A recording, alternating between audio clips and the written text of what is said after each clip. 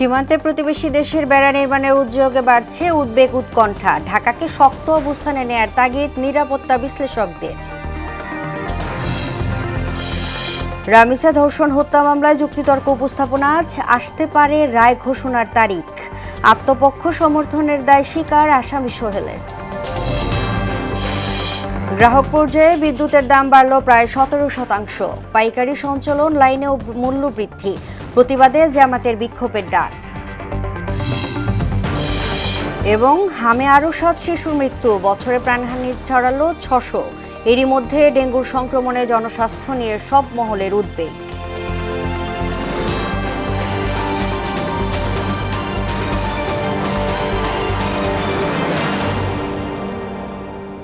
আসসালামু আলাইকুম, স্বাগত মোহনার সংবাদে। এতক্ষণ শুনছিলেন শিরোনাম, পুরো সংবাদের সঙ্গে আছি আমি তাজরিন নাহার মুক্তি। বাংলাদেশ ভারত সীমান্তে পশ্চিমবঙ্গ রাজ্যে কাঁটাতারে বেড়া নির্মাণের তোড়জোড় শুরু করেছে প্রতিবেশী দেশটি। আন্তর্জাতিক আইন এবং দ্বিপাক্ষিক চুক্তি লঙ্ঘন করে শূন্য রেখার কাছাকাছি এই বেড়া নির্মাণের চেষ্টায় সীমান্ত এলাকায় দেখা দিয়েছে উদ্বেগ আর আতঙ্ক। সমস্যা সমাধানে বাংলাদেশকে এখনই শক্ত অবস্থানে নেয়ার তাগিদ দিয়েছে নিরাপত্তা বিশ্লেষকরা। সুমন খানের প্রতিবেদনে জানাচ্ছেন মিশেল বিনতে আনোয়ার। বাংলাদেশ ভারত সীমান্তে কাঁটাতারের বেড়া নির্মাণে বিএসএফকে জমি স্থানান্তরের প্রক্রিয়া শুরু করেছে পশ্চিমবঙ্গ সরকার। এরই ধারাবাহিকতায় লালমনিরহাট জেলার ওপারে ভারতের কোচবিহার সীমান্তে শুরু হয় মাপঝোঁক। অভিযোগ উঠেছে বিজিবিকে কোনো কিছু না জানিয়ে শূন্যরেখার কোথাও 50 গজের মধ্যে, আবার কোথাও একদম শূন্যরেখা বরাবর কাঁটাতারের বেড়া নির্মাণের প্রস্তুতি নেয় বিএসএফ। এমনকি বাঁশের খুঁটি পুঁতে এলাকা চিহ্নিত করার কাজও শুরু করে বিএসএফ। তবে ভারতীয় বাহিনীর এই একতরফা চেষ্টা শুরুতে আটকে দিয়েছে বিজিবি। পাটগ্রামে কুচলিবাড়ি ইউনিয়নের কলসির মুখ এলাকায় বিজিবি তীব্র বাধায় পুঁতে রাখা খুঁটি সরিয়ে নিতে বাধ্য হয়। পরে অনুষ্ঠিত পতাকা বৈঠকে স্পষ্ট জানিয়ে দেয়া হয়, দ্বিপাক্ষিক চুক্তি অনুযায়ী শূন্যরেখার 150 গজের মধ্যে কোনো ধরনের স্থায়ী অবকাঠামো বা কাঁটাতারের বেড়া নির্মাণ করা যাবে না। ওরা জোর করিয়া নাপ করিয়া এই যে পিলার গাইতেছে 150 গজের বাইরে বলে দাও, এখন তো বড়াতে 10 গজও না। গায়ের জোরাই তো ওটা গায়ের জোরানো 150 গজ ফাঁকি দিতে হবে, সে সীমা যাইতে দেয়। তার মানে আমাদের এগুলো যে যদি না থাকতো তো আমার এই দেশ কখন দখল করে নিত। স্বাধীনভাবে একটু বর্ডারে আশেপাশে আমাদের ক্ষেত খালা দেখতে পারতেছি, হয়তোবা এরপরে আমরা এটা পারবো না। বিজিবির করা বার্তার পরেও ভারতের পক্ষ থেকে এই নিয়ম উপেক্ষা করার প্রবণতা দেখা যাচ্ছে। সংশ্লিষ্টরা বলছেন, ভারতের এই কর্মকাণ্ড আন্তর্জাতিক আইন, 1974 সালের ঐতিহাসিক মুজিব ইন্দিরা চুক্তি এবং পরবর্তী দ্বিপাক্ষিক সমঝোতার স্পষ্ট লঙ্ঘন। আর এতেই নতুন করে আতঙ্ক ছড়িয়ে পড়েছে দহগ্রাম, আঙ্গরপোতা সহ লালমনিরহাটের সীমান্তবর্তী গ্রামগুলোতে। আমরা একটা আতঙ্কের মধ্যে আছি না। দহগ্রামে এখানে কেলেঙ্কার, এখানে গরু টানাটানি হয়, বিএসএফ ধরি ডাঙ্গাটাঙ্গি করে, ওরা ফিরে যেতে বাংলাদেশে ঢুকে যায়। হ্যালোজিং লাইটগুলো আছে, এগুলো খুব অতিরিক্ত পাওয়ারি। এই লাইটের কারণে আমাদের কৃষি কাজে ক্ষতি হয়। সীমান্তের এই উত্তেজনা নিয়ে বিজিবির কোনো আনুষ্ঠানিক বক্তব্য পাওয়া না গেলেও নিরাপত্তা বিশ্লেষকের মতে, সীমান্তে সার্বভৌমত্ব রক্ষা এবং সীমান্তবাসী নিরাপত্তা নিশ্চিত করতে ঢাকাকে এখনই কূটনৈতিকভাবে শক্ত অবস্থান নিতে হবে। ভারতের সাথে আমাদের সম্পর্ক এখন 4টা পর্যায়। হয় আত্মসমর্পণ করতে হবে, যা বলে তাই মেনে নিতে হবে, সম্প্রীতি, যদি উভয় দেশ সবকিছু মেনে নেয়। 3 হলো সংঘাত, 4 হলো যুদ্ধ। এছাড়া এই 4টা পর্ব ছাড়া বাংলাদেশ ভারতের সম্পর্ক স্বাভাবিক করার আমি কোনো অবস্থান দেখি না। যে কোনো বড় ধরনের সংঘাত এড়াতে সীমান্তে সৃষ্ট এই জটিলতার দ্রুত অবসান চান সীমান্তবাসী। মিশাল বিনতে আনোয়ার, মোহনা সংবাদ। রাজধানীর পল্লবীতে শিশু রাবিসা আক্তারকে ধর্ষণ ও হত্যা মামলায় আজ যুক্তিতর্ক উপস্থাপন করা হবে। সকালে ঢাকা মহানগর শিশু সহিংসতা দমন ট্রাইব্যুনালের বিচারক মাসরুর সালেকিনের আদালতে এই শুনানি হওয়ার কথা রয়েছে। যুক্তিতর্ক শেষে আদালত যে কোনো দিন রায়ের তারিখ নির্ধারণ করতে পারেন। এর আগে বুধবার আত্মপক্ষ সমর্থনের আদালতে দায় স্বীকার করে ক্ষমা চেয়েছেন ঘাতক সোহেল রানা। তার স্ত্রী স্বপ্না আক্তারও নিজেকে নির্দোষ দাবি করে অব্যাহতি চেয়েছেন। আগামী সপ্তাহেই মামলার রায় হতে পারে বলে জানিয়েছে পাবলিক প্রসিকিউটর। পোস্টমর্টেম বা ময়নাতদন্ত সম্পন্নকারী যিনি ডাক্তার ছিলেন, তিনি তার ওপিনিয়নে বলেছেন যে ইনজুরিগুলোর সাথে উনি ভাইটালি যে অংশটি বলেছিলেন যে there were signs of recent forceful sexual intercourse. আগামীকাল মামলাটির যুক্তিতর্ক শুনানির জন্য দিন ধার্য করেছেন। আমরা আশা করছি এই মামলাটি একটি দৃষ্টান্তমূলক মামলা হিসাবে থাকবে এবং আগামী দিন যেন এই দেশে এই ধরনের কোনো ঘটনা না ঘটে, কেউ যেন সাহস না পায়। এই মামলার মাধ্যমে একটি বার্তা দেশবাসীর কাছে। দর্শক, এ বিষয়ে আরও জানাতে জর্জ কোর্ট থেকে যুক্ত হচ্ছেন সহকর্মী এমদাদুল হক খান। এমদাদ, রামিসা হত্যা মামলায় আজকের আদালতের কার্যক্রম কি, বিস্তারিত জানাবেন।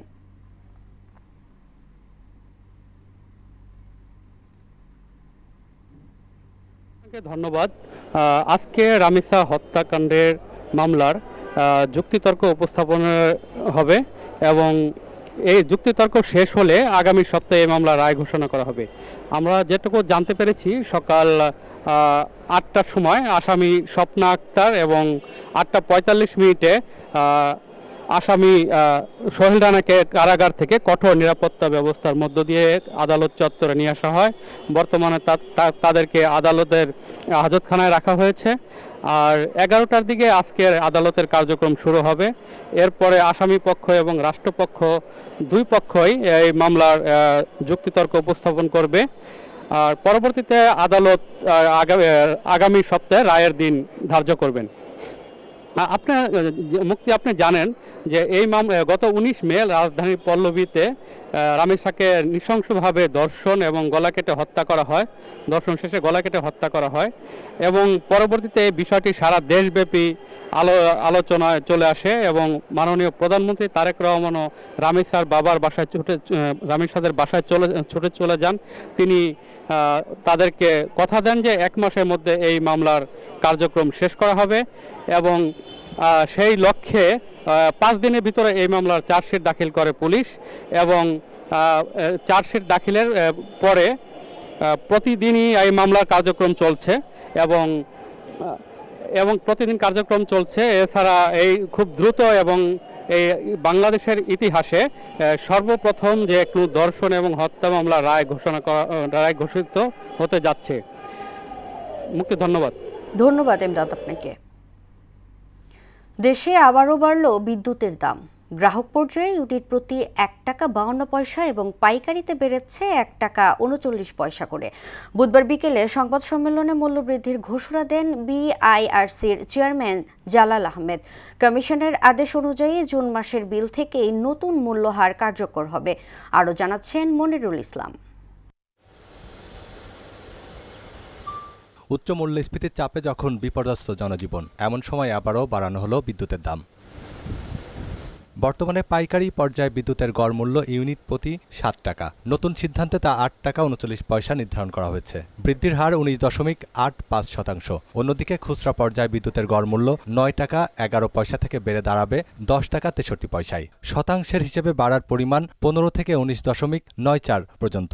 কমিশনের এই আদেশ বিল মাস জুন 2026 থেকে কার্যকর হবে এবং পরবর্তী নির্দেশ না দেওয়া পর্যন্ত বলবৎ থাকবে। এছাড়া বিদ্যুতের সঞ্চালন মূল্যহারও বাড়ানো হয়েছে। বিদ্যমান 31.35 পয়সা থেকে তা বাড়িয়ে 38.86 পয়সা করা হয়েছে। নিঃসন্দেহে এটার কারণে মানুষের যেটা দৈনন্দিন যেটা ব্যয় এটা মাসিক ব্যয় এটা বৃদ্ধি পাবে, তার একটা প্রভাব পড়বে। এটার অর্থনৈতিক ইম্প্যাক্ট অ্যানালিসিস যদি বলেন, ইকোনমিক ইম্প্যাক্ট অ্যানালিসিস, সেই ধরনের কোনো অ্যানালিসিস করা হয় নাই, বাট এটা করার সুযোগ আছে। বিইআরসি জানায় বিদ্যুৎ উৎপাদন, ক্রয় ও আমদানি ব্যয় বৃদ্ধি, সঞ্চালন ও বিতরণ ব্যয় এবং সার্বিক আর্থিক পরিস্থিতি বিবেচনায় নতুন মূল্যহার নির্ধারণ করা হয়েছে। কমিশনের হিসেবে পাইকারি মূল্য বৃদ্ধি সত্ত্বেও পিডিবির ঘাটতি পূরণে সরকারকে বছরে প্রায় 41,000 কোটি টাকা ভর্তুকি দিতে হবে। বিদ্যুতের পাইকারি মূল্যহার বর্ণিতভাবে বৃদ্ধি সত্ত্বেও বাংলাদেশ বিদ্যুৎ উন্নয়ন বোর্ডের অবশিষ্ট ঘাটতি পূরণে বছরে বাংলাদেশ বিদ্যুৎ উন্নয়ন বোর্ডকে সরকার কর্তৃক প্রায় 41,000 কোটি টাকা ভর্তুকি প্রদানের প্রয়োজন হবে। এর আগে গত মে মাসের শুরুতে বিদ্যুতের পাইকারি, সঞ্চালন ও খুচরা মূল্য বৃদ্ধির প্রস্তাব দেয় PDB, power grid Bangladesh, DESCO, DPDC, পল্লী বিদ্যুতায়ন বোর্ড, ওজোপার্টিকো ও নেসকো। এসব প্রস্তাবের ওপর 20 ও 21 মে গণশুনানি অনুষ্ঠিত হয়। কমিশনের ন্যায়সঙ্গত সিদ্ধান্ত গ্রহণের জন্য। মনিরুল ইসলাম, মোহনা সংবাদ, ঢাকা। বিদ্যুতের দাম বৃদ্ধিতে তীব্র নিন্দা প্রতিবাদ জানিয়ে অবিলম্বে তা প্রত্যাহারের দাবি করেছে বাংলাদেশ জামাতে ইসলামী। দলটির সেক্রেটারি জেনারেল মিয়া গোলাম পরোয়ার স্বাক্ষরিত বিবৃতিতে বুধবার এই প্রতিবাদ জানানো হয়। এতে তিনি বলেন, সরকার সাধারণ মানুষের পকেট কাটার নিষ্ঠুর খেলায় মেতে উঠেছে। প্রতিবাদে আজ যাবতের সকল মহানগরী সংগঠন বিক্ষোভ কর্মসূচি পালন করবে বলেও ঘোষণা দেওয়া হয়। রাজধানীতে বিকেল 5টায় বাইতুল মোকাররমের উত্তর গেটে বিক্ষোভ কর্মসূচি অনুষ্ঠিত হবে। আসন্ন বাজেট প্রতিটি মানুষের কথা বিবেচনায় নিয়ে প্রণয়ন করা হচ্ছে বলে জানিয়েছেন অর্থমন্ত্রী আমির খসরু মাহমুদ চৌধুরী। তিনি বলেন, এর সফল সমাজের সকল স্তরে পৌঁছানোর লক্ষ্যে সরকার কাজ করছে। বুধবার সচিবালয়ের প্রধানমন্ত্রীর সঙ্গে বৈঠক শেষে এসব কথা জানান তিনি। অর্থমন্ত্রী বলেন, বিগত সময়ে লুটপাট, অর্থনীতি দুর্বল হয়ে পড়েছে। তানজিদ ভুঁইয়ার প্রতিবেদন। প্রধানমন্ত্রী তারেক রহমানের সঙ্গে সাক্ষাৎ করেন জাপানের ট্রেডিং ও বিনিয়োগ প্রতিষ্ঠান মিৎসুই অ্যান্ড কোংয়ের প্রতিনিধি দল। সচিবালয়ে সাক্ষাৎ অনুষ্ঠিত হয়। প্রতিষ্ঠানটি বৈশ্বিক লজিস্টিক্স, অবকাঠামো, ধাতু, জ্বালানি এবং খাদ্য বাণিজ্য সহ বিভিন্ন খাতে কার্যক্রম পরিচালনা করে। এ সময় অর্থমন্ত্রী আমির খসরু মাহমুদ চৌধুরী, প্রধানমন্ত্রীর অর্থ ও পরিকল্পনা উপদেষ্টা রাশেদ আল মাহমুদ তিতুমির সহ অন্যরা উপস্থিত ছিলেন। মিৎসুই প্রতিনিধি দলে উপস্থিত ছিলেন এশিয়া প্যাসিফিক অঞ্চলের প্রধান নির্বাহী কর্মকর্তা মাকাতু সাতু সহ ঢাকা শাখার deputy general manager Mohammad Moniruzzaman. পরে অর্থমন্ত্রী বলেন, বাজেটে সকলের অংশগ্রহণ নিশ্চিত করতে চায় সরকার। ট্রিলিয়ন ডলারের অর্থনীতি বাস্তবায়নের প্রত্যাশা জানিয়ে তিনি আরও বলেন, ঋণ নির্ভরতা কমিয়ে বিনিয়োগ নির্ভরতা বাড়াতে হবে। একই সঙ্গে বাজেটের সুফল প্রতিটি নাগরিকের কাছে পৌঁছাতে সরকার কাজ করছে বলে উল্লেখ করেন তিনি। এই দেশের প্রত্যেকটি নাগরিককে মাথায় রেখে বাজেট দেওয়া হচ্ছে ইনশাআল্লাহ। আমাদের একটা খারাপ সময়, ভঙ্গুর অর্থনীতি, তার মধ্যে আমরা চেষ্টা করেছি বাংলাদেশের প্রতিটি মানুষের কথা চিন্তা করেছি। সবাইকে মাথায় রেখে বাজেট দেওয়া হবে ইনশাআল্লাহ। বাংলাদেশকে যে ঋণ নির্ভর, ঋণ ডেটের মধ্যে একটা ট্র্যাপের মধ্যে চলে যাচ্ছিলাম, সেখান থেকে আগামী দিনে ফিরে আসার জন্য যে পাবলিক ফাইন্যান্স ম্যানেজমেন্ট দরকার, আমরা সেভাবেই করার চেষ্টা করছি, যাতে করে ক্রমান্বয়ে ঋণ উপর নির্ভর কম করে বিনিয়োগের উপর বেশি নির্ভর করতে হবে আমাদেরকে। একটি সত্যিকার অর্থে অর্থনীতি, যে অর্থনীতি বাংলাদেশের মানুষের, বাংলাদেশের জনগণের স্বার্থ সংরক্ষণ করতে পারবে, এবং যে উন্নয়নের স্বপ্ন আমরা দেখাতে চেষ্টা করছি, যে ট্রিলিয়ন ডলার ইকোনমির দিকে আমরা যাচ্ছি, সেটা যাতে বাস্তবায়ন হতে পারে। অর্থনীতি ভঙ্গুর অবস্থায় থাকলেও নতুন বাজেট বাস্তবায়নের শুরুটা ভালো হবে বলে আশা জানান আমির খসরু মাহমুদ চৌধুরী। আমরা তো খুব একটা ভঙ্গুর অবস্থার মধ্যে আছি এখন, সেই অর্থ যেটা পেয়েছি আমরা বিগত সরকারগুলো থেকে, তো আশা করি এটা একটা ভালো শুরু হবে। একটু সময় দিতে হবে, কিন্তু শুরুটা আশা করি ভালো হবে। তানজিদ ভুঁইয়া, মোহনা সংবাদ, ঢাকা। দেশে অস্থিতিশীলতার অপচেষ্টা ঠেকাতে সবাইকে সজাগ থাকার আহ্বান জানিয়েছে এলজিআরডি মন্ত্রী মির্জা ফখরুল ইসলাম আলমগীর। বুধবার ঠাকুরগাঁয়ের নবগঠিত রুহিয়া উপজেলার একটি বিদ্যালয় মাঠে আয়োজিত গণসংবর্ধনা অনুষ্ঠানে তিনি একথা বলেন। নির্বাচনের আগে জনগণের কাছে দেয়া প্রধানমন্ত্রী তারেক রহমানের প্রতিশ্রুতি বাস্তবায়নে সরকার কাজ করছে বলেও জানান এলজিআরডি মন্ত্রী। বলেন, দেশের উন্নয়ন ও অগ্রগতির জন্য তরুণ সমাজকে ইতিবাচক ভূমিকা রাখতে হবে। দেশে অস্থিতিশীলতা সৃষ্টি করার জন্য আপনাদের কাছে আমাদের আবেদন, যে অস্থিতিশীলতা সৃষ্টি না করতে পারে, তার জন্য আপনাদেরকে সতর্ক থাকা, সজাগ থাকা। কারণ এই সময়ে যখন আমরা নতুন করে দেশ গঠন করার কাজ শুরু করেছি তারেক রহমানের নেতৃত্বে, তখন যেন আমরা আবার বিভ্রান্ত না হয়ে যাই। আমাদের তরুণদেরকে তারা যেন এগুলো থেকে মুক্ত থাকে এবং একটা সামাজিক আন্দোলন গড়ে তোলে এই মাদক থেকে দূরে থাকার জন্য। এটা খুব জরুরি দরকার। গেল 24 ঘন্টায় হাম ও উপসর্গে আরও 7 শিশুর মৃত্যু হয়েছে। এ পর্যন্ত এ রোগে 601 জন শিশুর মৃত্যু হয়েছে। 24 ঘন্টায় 1210 জনের শরীরে হামের উপসর্গ পাওয়া গেছে। নিশ্চিত হামে আক্রান্ত হয়েছে 55 জন। বুধবার বিকেলে স্বাস্থ্য অধিদপ্তরের হাম বিষয়ক হালনাগাদ প্রতিবেদন থেকে এ তথ্য জানা যায়। এ পর্যন্ত হামের লক্ষণ নিয়ে সবচেয়ে বেশি 210 জন ঢাকায় মারা গেছে, আর 85 জন রাজশাহী বিভাগের। হাম প্রাদুর্ভাবের মধ্যে নতুন করে চোখ রাঙাচ্ছে ডেঙ্গু। একই সময়ে সংক্রামক 2 রোগের থাবায় জনস্বাস্থ্য নিয়ে বাড়ছে উদ্বেগ। এমন পরিস্থিতিতে ডেঙ্গুর পরীক্ষা নিরীক্ষায় 80% পর্যন্ত ছাড় দিতে বেসরকারি হাসপাতালের প্রতি আহ্বান জানিয়েছেন স্বাস্থ্যমন্ত্রী। নাজমুল ইসলামের প্রতিবেদন। দেশে হামের সংক্রমণ ও মৃত্যুর মিছিল থামছেই না। চলতি বছরের 15 মার্চ থেকে এখন পর্যন্ত প্রায় 600 জনের মৃত্যু হয়েছে। আক্রান্তের সংখ্যা 73,500 ছুঁই। হামের এমন লাগামহীন সংক্রমণের মধ্যেই চোখ রাঙাতে শুরু করেছে ডেঙ্গু। এডিস মশাবাহিত রোগটিতে আক্রান্ত হয়ে মঙ্গলবার 77 জন হাসপাতালে ভর্তি হয়েছেন। তার আগের দিন একজনের মৃত্যু হয়েছে। ডেঙ্গুতে চলতি বছরে আক্রান্ত হয়েছে 3,384 জন, প্রাণহানি 6 জনের।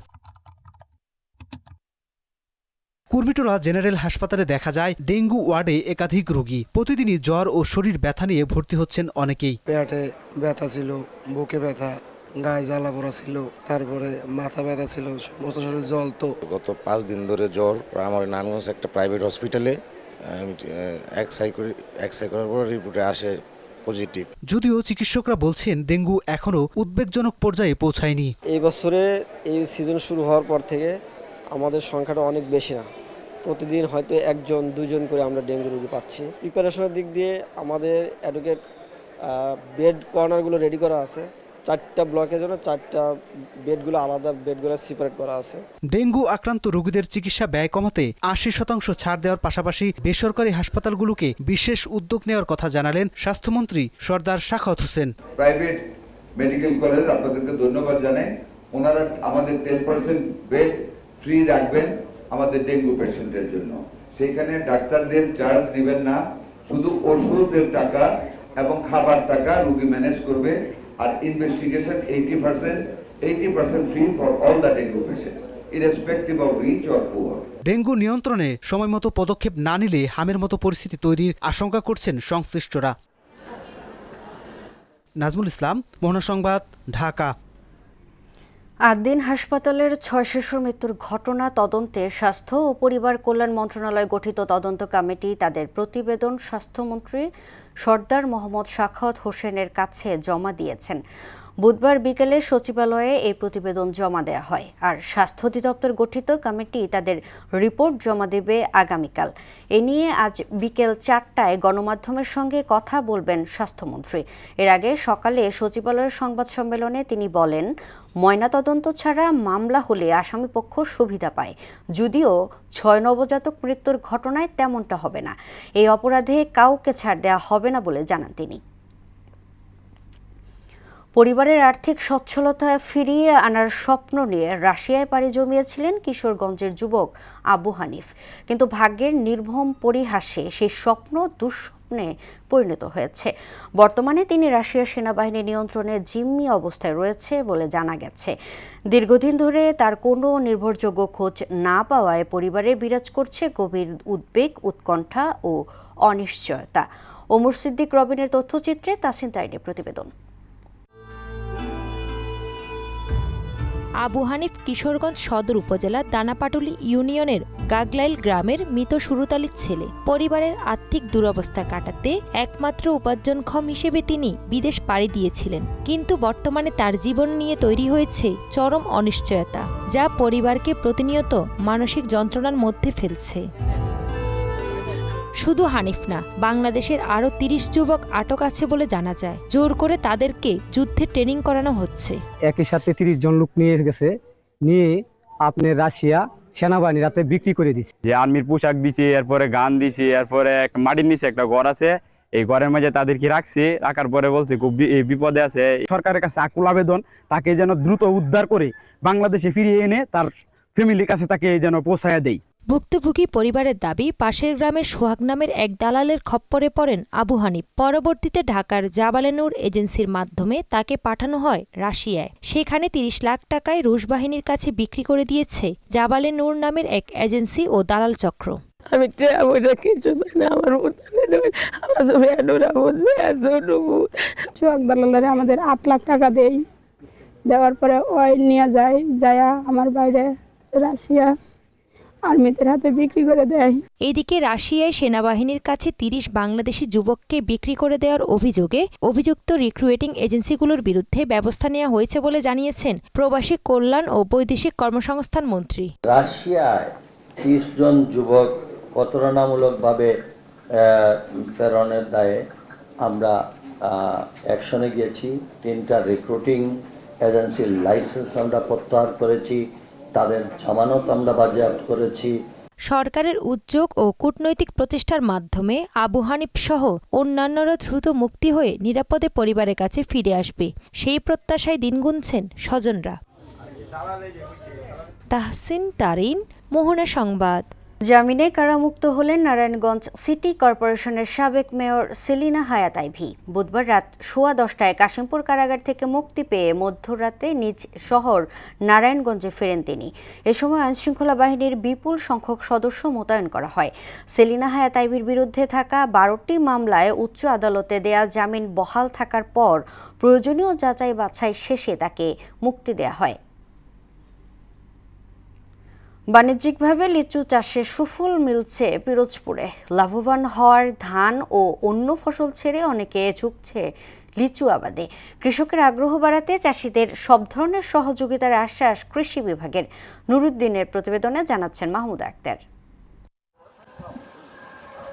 পিরোজপুর জেলার নাজিরপুর উপজেলার তারাবুনিয়া গ্রাম এখন পরিচিত হয়ে উঠেছে লিচু গ্রাম নামে। জেলার বিভিন্ন এলাকায় গড়ে উঠেছে ছোট বড় অসংখ্য লিচু বাগান। এবার চায়না থ্রি, বোম্বাই ও মুজাফফর জাতের লিচুর আবাদ হয়েছে। কম খরচে বেশি লাভ হওয়ায় অনেকে ঝুঁকছেন লিচু চাষে। চলতি মৌসুমে অনুকূল আবহাওয়ায় আশানুরূপ ফলন হয়েছে। বিষমুক্ত বা প্রাকৃতিক পদ্ধতিতে চাষ হয় তারাবুনিয়ার লিচুর চাহিদা স্থানীয় বাজার ছাড়িয়ে বিভিন্ন জেলায়ও বৃদ্ধি পেয়েছে। এগুলো 3 জাতের লিচু আছে, চায়না থ্রি, মুজাফফর, বেদানা লিচু। আর আমরা বিক্রি করি ওই বাগেরহাট, নাজিরপুর, পিরোজপুর, ইন্দারহাট, বিভিন্ন জেলায় চলে যায়। গত বছরের তুলনায় মোটামুটি ফলন ভালো হয়েছে। গত বছর যত লস হয়েছে মোটামুটি টেনে উঠতে পারবো। আমরা বিক্রি করতেছি এখন 3500 টাকা হাজার। পিরোজপুর থেকে আসে, শীতলমারি থেকে আসে, বইটাকারা থেকে আসে, এরপর ইন্দিরাট থেকে আসে। লিচু চাষিদের জন্য স্বল্প সুদের ঋণ সহ সব ধরনের সহযোগিতার আশ্বাস কৃষি বিভাগের। ফসল উৎপাদনের উপরে ঋণ আছে, সেগুলো হলো মশলা, ডাল ফসল, তেল ফসলের উপরে এবং সমস্ত এই ফলের উপরেও হয়তো সব ভবিষ্যতে চালু হবে। কৃষকদেরকে আমরা বিভিন্ন রকমের টেকনিক্যাল পরামর্শ এবং গাছের পরিচর্যা এবং এই জাতীয় পরামর্শ দিয়ে থাকি। সম্ভাবনার নতুন দিগন্ত খুলে দিয়ে পিরোজপুরের লিচু এখন শুধু ফল উৎপাদনের ক্ষেত্র নয়, বদলে দিচ্ছে কৃষকের স্বপ্ন আর জীবনও। মাহমুদ আক্তার, মোহনা সংবাদ। এবার সারা দেশে অনুষ্ঠিত সভা সমাবেশ নিয়ে প্রতিনিধিদের পাঠানো তথ্যচিত্রে দেখুন ডেস্ক রিপোর্ট। প্রলোভনের মুখোশ উন্মোচন করি, তামাক ও নিকোটিনের আসক্তি প্রতিরোধ করি, এই স্লোগানকে সামনে রেখে ঝিনাইদহে বিশ্ব তামাকমুক্ত দিবস উদযাপিত হয়েছে।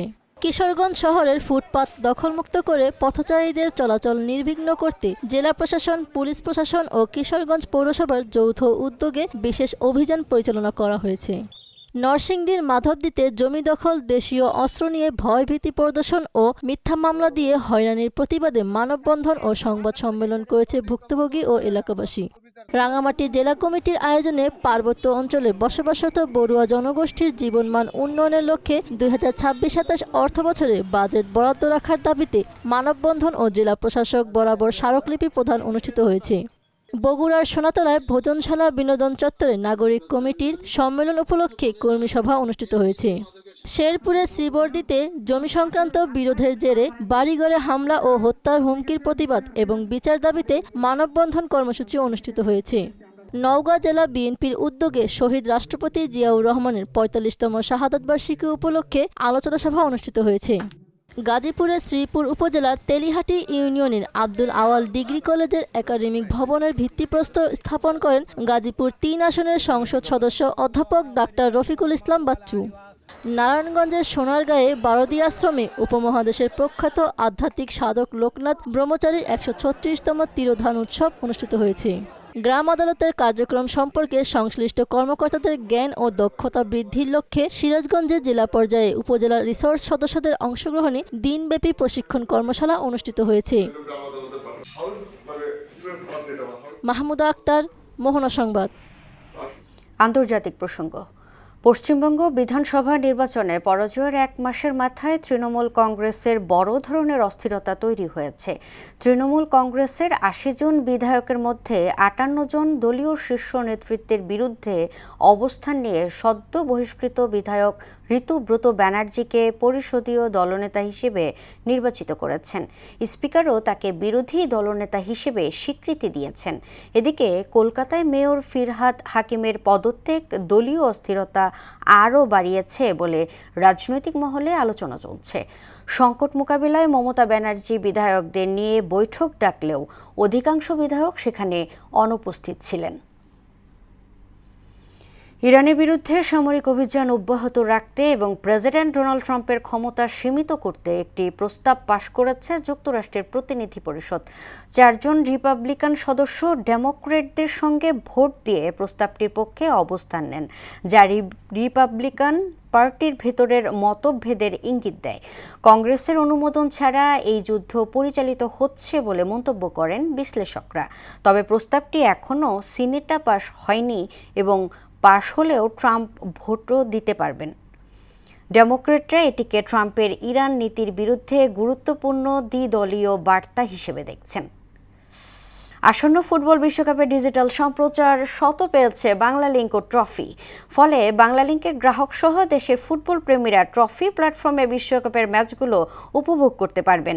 বুধবার এই তথ্য জানিয়েছে বাংলালিংকের chief corporate and regulatory affairs officer Taimur Rahman. তিনি বলেন, বিশ্বকাপ ফুটবলের ডিজিটাল সম্প্রচার সত্ত্ব পাওয়ার মাধ্যমে দেশের ফুটবল প্রেমীদের জন্য সহজে খেলা দেখার সুযোগ তৈরি হয়েছে। বাংলালিংকের গ্রাহকরা ট্রফিতে বিশ্বকাপের ম্যাচগুলো দেখতে পারবেন। আগামী 11 জুন মাঠে গড়াবে ফিফা বিশ্বকাপের 2026। দর্শক, এই পর্যায়ে জানিয়ে দিচ্ছি আজকের সংবাদপত্রের গুরুত্বপূর্ণ শিরোনাম।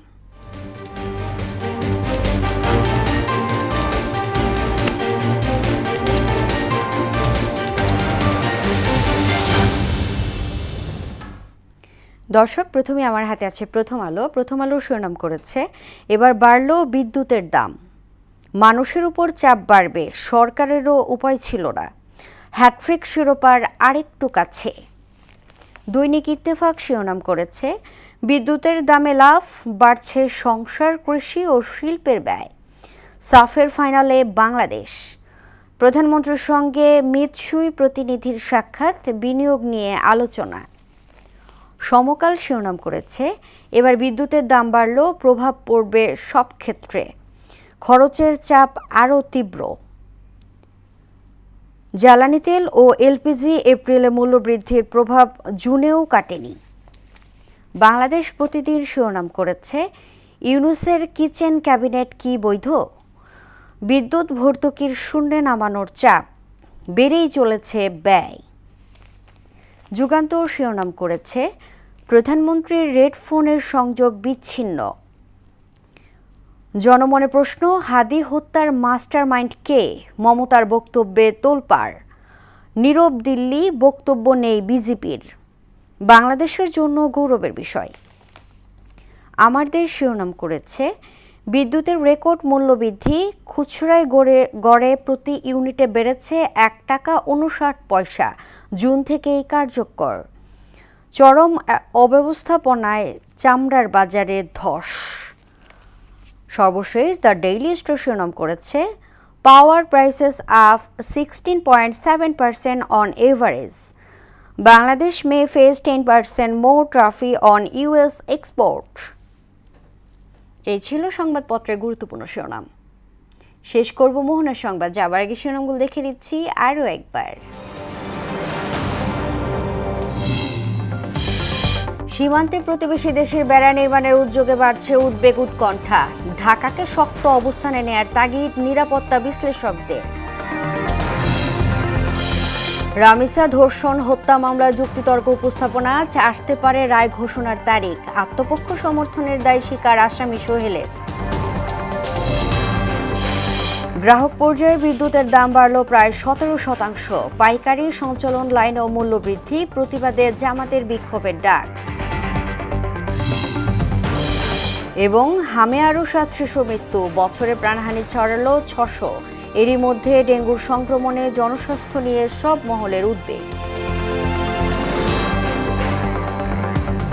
এই ছিল মোহনা সংবাদে। পরবর্তী সংবাদ দুপুর 1টায়। এর আগে বেলা 11টায় দেখবেন সংবাদ এক নজরে।